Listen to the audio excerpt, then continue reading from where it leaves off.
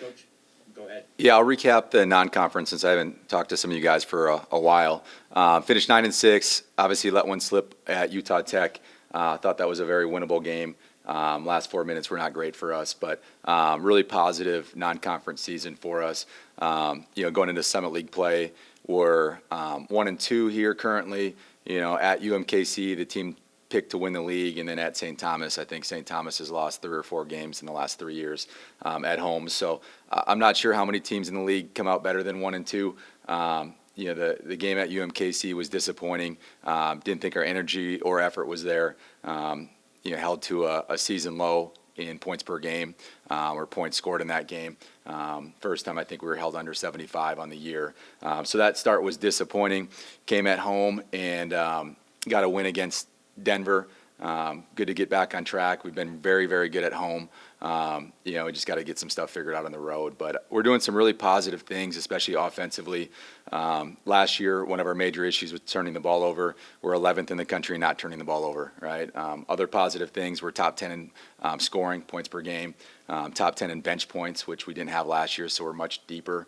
And one of the cool stats, I don't know if it's fun to watch, but we're second in the country in getting to the free throw line. So if you come to one of our games, you better be ready to sit there for a little bit because it's going to take a little bit longer because we're going to shoot a lot of free throws.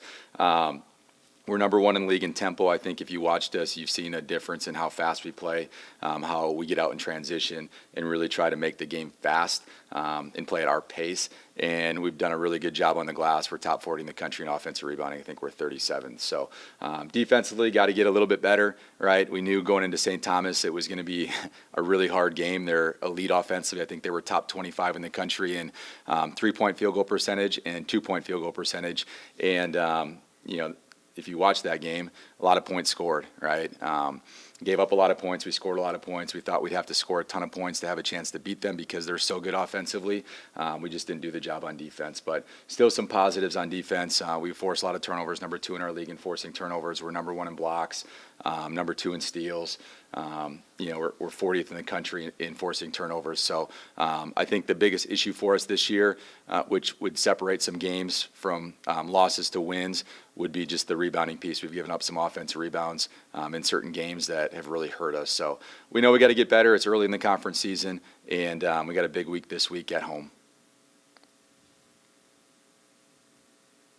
Thanks, Coach. Zwaffer, go ahead. Morning, Coach. How are you? Doing great.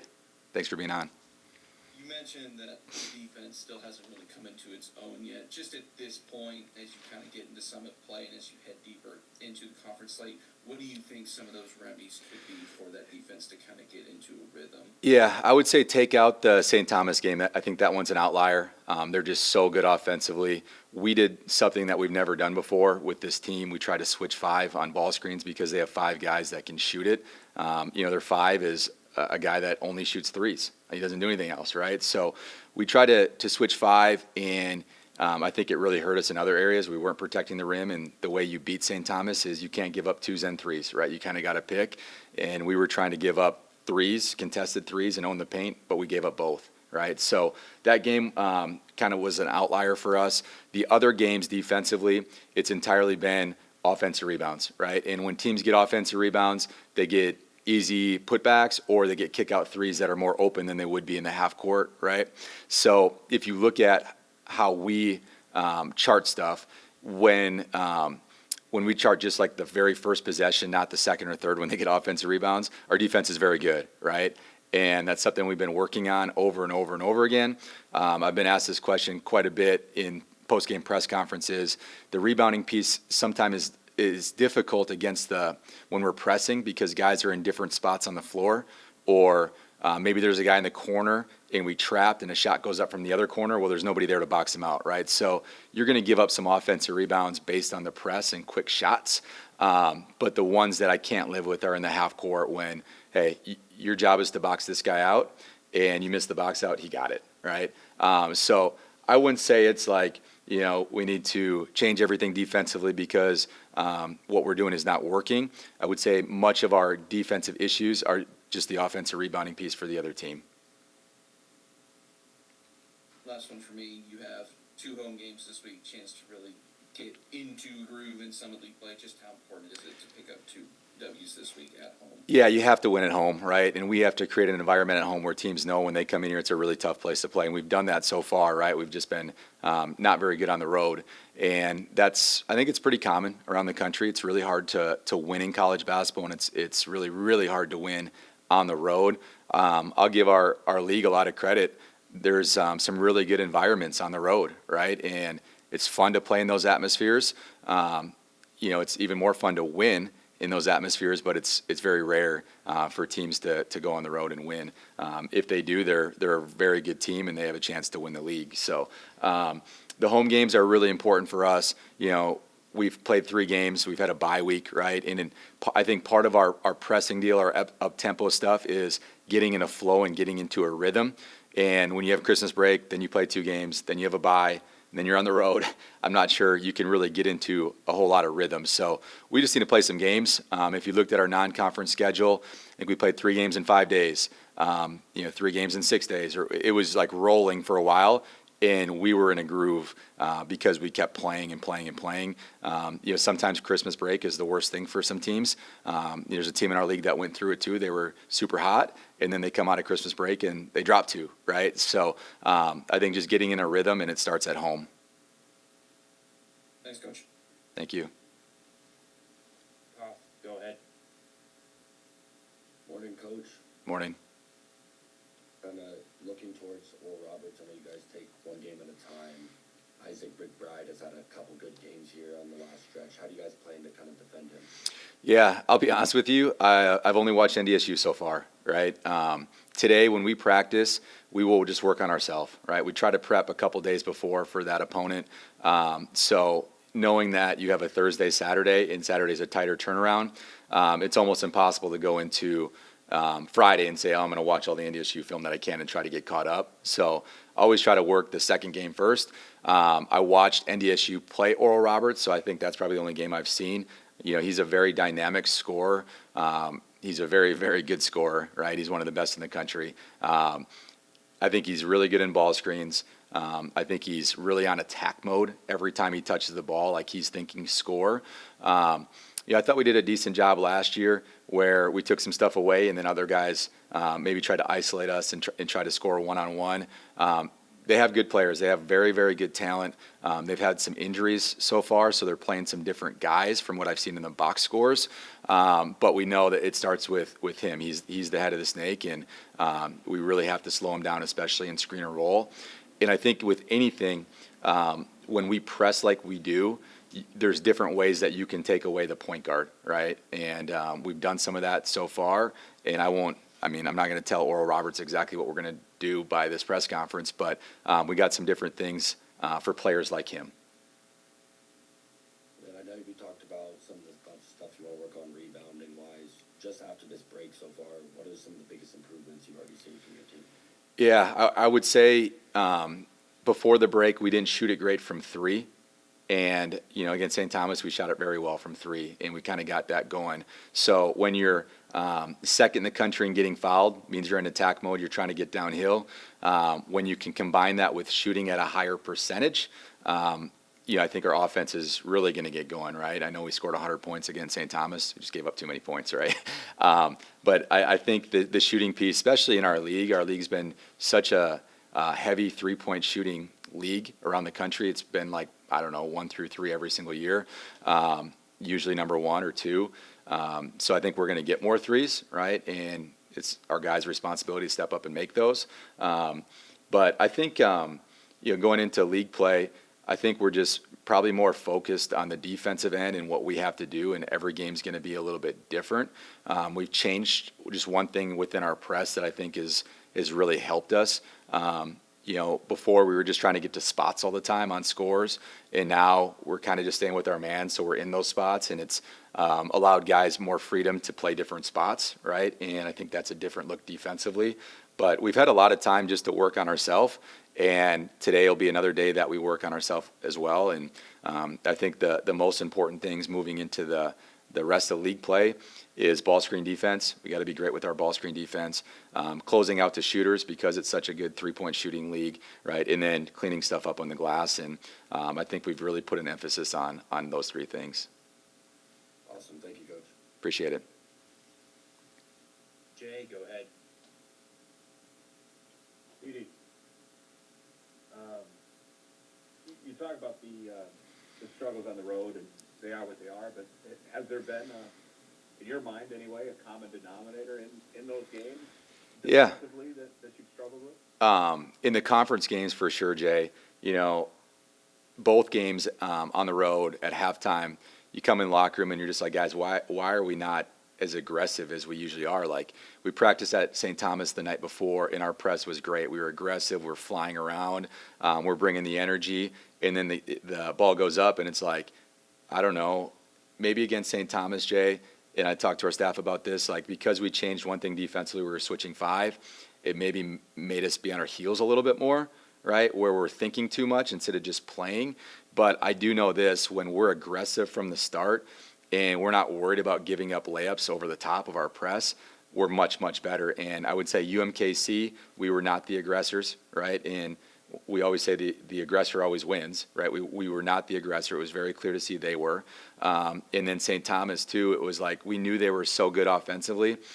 It was almost like we were scared to get beat over the top because they might hit a 3, right? Or they might get a layup, and we can't fear that. When we're more aggressive, they might get that. And if they do, maybe it's 5 to 7 points a game, right? But maybe it's, if we're more aggressive, we get, 14 to 16 points out of it. So it's a win for us. And the league is different. You always try to schedule, Jay, some teams that are comparable to Summit League teams, but you go outside the league and, like, the Summit League's different. It's just such a skilled league. So, and then you're trying to schedule in Vermilion, right? You kind of just take who you get. So it's hard to maybe schedule the teams that will be like or look like Summit League teams. So now it's a little bit different with our press, and we just got to be more confident and more aggressive going into every single game, especially on the road. Has there been a mental aspect to it at this point when you lose that many away from home? Do you feel almost like you have to talk them out of being beaten before they even get out there? No, I mean, we've tried to do different things on the road. Sometimes we've been sluggish where, we used to have some bad starts or whatnot, so we've tried to change some things around. It's easier at home because you're sleeping in your own bed, you're eating the food that you usually eat, you're going to class, different things like that. But on the road, we're just trying to get out of the deal where you just kind of lay around the hotel all day and do nothing, right? And then all of a sudden you got to get up and you're expected to go 1,000,000 miles an hour. But I've been doing this a long time. It's really, really hard to win on the road. And like I said before, with some of the environments that are like St. Thomas, unbelievable home environment, right? 2,700 people, I think, it seats, and that thing is crazy. It's loud in there, and it's a lot of credit to our league because they pack the gym, right? And there's great fans within the Summit League. So, I think part of it's just finding a little success on the road and then going with it, right? But I don't know if we're, like, really talking about it. We say some things, right? Like, you got to win by 10 to win by 1 on the road, right? You just got to be that much better and that much more locked in. And I think my message, a lot of it's not like, hey guys, we're not very good on the road. Hey, we got to be even more focused on the road. Like, we got to prepare, like, this game's for the conference title because titles are won in January too, right? It's not like everyone looks at the last week of February like, hey, this is for the conference title. Well, what did you do in January, right? So that's how important every game is for our team, and that's how we treat it. And it's more the mental side where how we prepare and how we compete, especially on the road, is really, really important. So we know it's hard, but we got to keep getting better, and we got to do some things defensively to have a chance to win on the road. This may speak to kind of what you were talking about, struggling to get that press going a little bit in some of these road games, but there's only been 4 games all year where you guys had 10 or fewer turnovers forced. Unfortunately, lost all 4 of those games. So is there something defensively what do you have to do defensively on the night that those aren't coming at the rate that you are have become accustomed to with this new style? Yeah, I think 2 things. We got to trap more, We got to be more aggressive and just send more guys at the ball to be more aggressive, right? Where against St. Thomas, we were jump switching a little bit where, a guy would go to trap and then we'd switch back to the other guy and, they just basically switch matchups. And I think we got to be more aggressive. And then I got to play more guys in a shorter amount of time, right? Where guys are getting shorter stints where they can play hard for 2 minutes. And if they're not, then I got to take them out. So ultimately it's my fault. I'm the head coach, right? And if we're not playing well on the road, I got to change some stuff. So I think sending the message is like, guys, you got to play your tail off for a minute and a half, 2 minutes, and you have to tell me when you're gassed so we can get somebody else in. And eventually, Jay, there typically is a breaking point in the second half where we feel that we can kind of get going. And it happened against St. Thomas, right, where we kind of clawed back into that thing, and it was shaky for a little bit, right? There was one big play that maybe would have cut it to 6 or 7, but went the other way, and we kind of had them on the ropes, right? And we just didn't finish the game. But part of it is what'd you do beforehand? Like, you got to play, Jay, like you're down 12 to start the game, not like, hey, it's even, and then we'll figure it out at the end, and we'll just really turn it on. And I think if you saw in some of those losses, against like opponents, not against Nebraska, Iowa. I mean, we did a good job coming back against those teams as well. But we're playing like, our backs are against the wall, and we got to do everything we can to get back in the game. And I think the biggest thing on the road is we just got to act like we're down 15 to start the game and play with more urgency. Obviously, you look at Paul Roberts this week, and, they've been down. And it's been kind of a rough go for them. But one thing you can always count on is athleticism with that group. But what things are catching your attention about this team and this matchup? Yeah, like I said, I've only watched them against NDSU, and mainly because I was prepping for NDSU first, just because it's really hard to come back in a one-day prep for a very good team like NDSU. So I'll start them today and get into tomorrow before practice. They have, one of the best scorers in the league. They're always really athletic. They always play really hard. They're hard to guard in space, and we've struggled to guard one-on-one this year in certain situations. I do think they're well coached. I think the biggest issue for them is a lot of injuries so far this year, and they've had guys in and out. So they've been playing different guys. They've been playing young guys. Talking to our staff, they're one of the most talented teams in the league. They're very, very good. And at some point, they will get it figured out. They're not going to be down for a long time because they have such a good score and they have really talented players around him. So we know it's going to be a really tough game. We have to try to press them early and be aggressive and try to wear those guys down. And sometimes I think when you have an elite scorer like McBride, that's the key. Some different things that you can do in the press to frustrate him and get them out of rhythm. I would say that's the biggest thing. But, their history is phenomenal, right? They've made the Sweet 16, which for a Summit League team is absolutely crazy. My first year, they swept the league. They were so good that year. And sometimes, with the coaching change, it'll come, right? And they have great resources. They have really good players. They have great coaching. Sometimes it just takes a little bit of time to get it going. So we respect them. Russ does a great job, and we know it's going to be an absolute battle on Thursday night. Last one for me, just a general one. A quarter of the way through, what's your feel in the league and how it compares to your previous 2 goals as a head coach? Yeah, I would say it's probably as good as I've seen it, top to bottom. Oral Roberts swept the league, right? They were really, really good. Last year, there was a lot going on, and I think everybody thought, with all the players that left the league, that the league wasn't going to be very good. That was the talk, on social media, just around South Dakota, around some meetings or whatever. And honestly, top to bottom, it's really, really good. Denver is struggling right now, but, they had a guy leave 2 weeks into the season, and their starting 5-man is hurt. If they have those 2 guys, and I think they played without Craig the last 2 games as well, if they have those 3 guys, they could beat anybody in the league, right?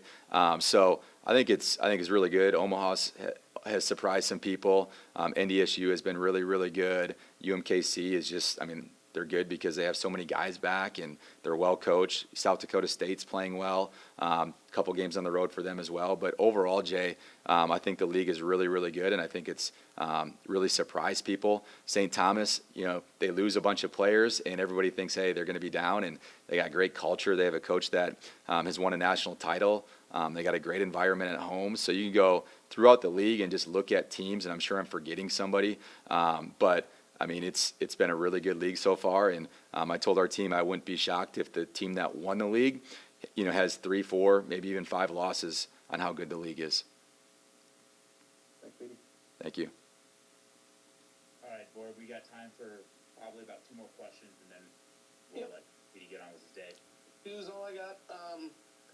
Not to harp too much more on the defensive end of this, but you kind of mentioned some of the issues, and certainly with the rebounding, you kind of have a varied depth of pieces. You've got some good size. You just kind of feel like inevitably this is going to come into place. Obviously, the main goal is to be playing your best ball anyways when you go down to Sioux Falls, but you just kind of feel like with what you have and with what you have, the defense, the rebounding, it's going to round into form with time.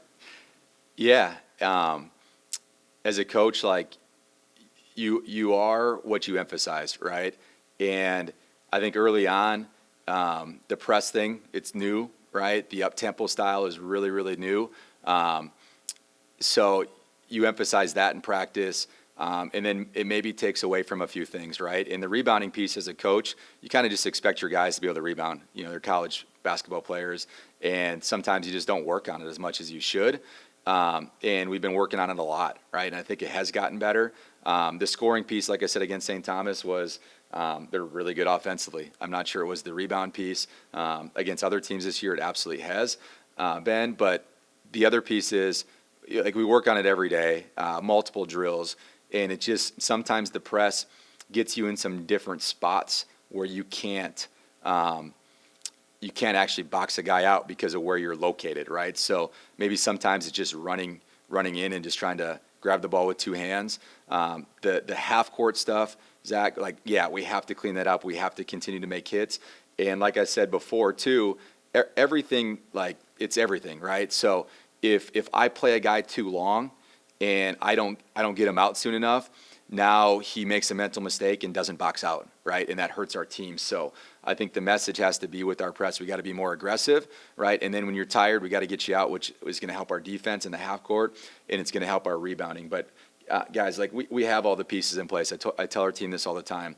We're 11th in bench points, right? We're very deep. We can play 10, 11, sometimes 12 guys, which we did against St. Thomas.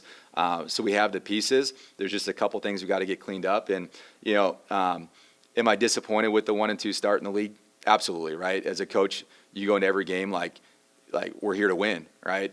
Some games it's going to be really, really hard and you have to play extremely well.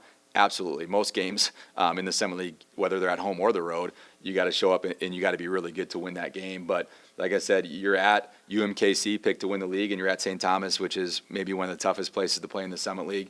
I'm just glad that probably happened early, and now we can try to get on a roll here the rest of January and going into February, which leads into March. And finally, I know you said you've been prepping mainly for NDSU, so I'll ask an NDSU-related question. Obviously, they have a guy by the Jackson Money, who I know the South Dakota coaches are probably somewhat familiar with around here because he just played up in Aberdeen. Yep.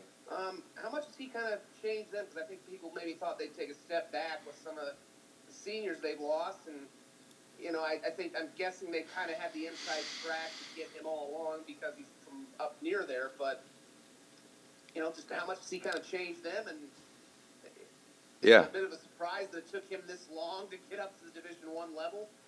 Yeah, I didn't know much about him. Obviously, when he was in the portal last year, we contacted him, and I believe he's from that area or has family up there. And I know he had some really good opportunities at a higher level to go and make a lot of money. And, he makes our league a lot better. He makes NDSU a lot better. And I think the sneaky part is he makes everybody around him a lot better, where, the Indiana State transfer is shooting the ball at a high clip. The VMI transfer, who we played last year in Arizona, shooting the ball at a high clip. He just makes everybody else better around him. But outside of that, he's really talented, right? He's I wouldn't say he is Grant Nelson, but he's maybe a version of Grant Nelson for them, if that makes sense. Yeah, I mean, he's tall, he's long, he's athletic. He can play the 4, he can play the 5. When he plays the 5, he's really hard to guard because he's like a guard, right? He shoots it, he puts the ball on the floor. He can do a little bit of everything. But I mean, you could tell I think they beat Santa Clara, and then they went to Southern Illinois and lost by quite a bit, and he was out, right? And he was injured. And I think that shows what he means to that team. And with him, they were on a roll before Christmas break. And one of the teams I mentioned, I bet they wish they didn't have Christmas break because they were playing so well. Dropped a couple at home, but got back on track on the road. This past week. And with him, they're very talented, and they just kind of play 5 out, and they make it really challenging to guard, right? And it's a little bit like St. Thomas, Zach, where when they have 5s that can shoot, or everybody on the floor can really shoot it. I think for a while they were number 1 in the country in 3-point field goal attempts. They still might be. I didn't look at that. And I think over half their shots were 3s, which is very rare for a Division I team to take that many 3s. But when you do and you make them, you're really good, and you can beat Butler, Santa Clara, teams like that. But you got to make them all the time, right? Even in this league to have chances to win. So he just makes their team a lot better and a lot harder to guard. And with him, they're very, very good. Thanks, Coach. Thank you, guys. Go Yotes.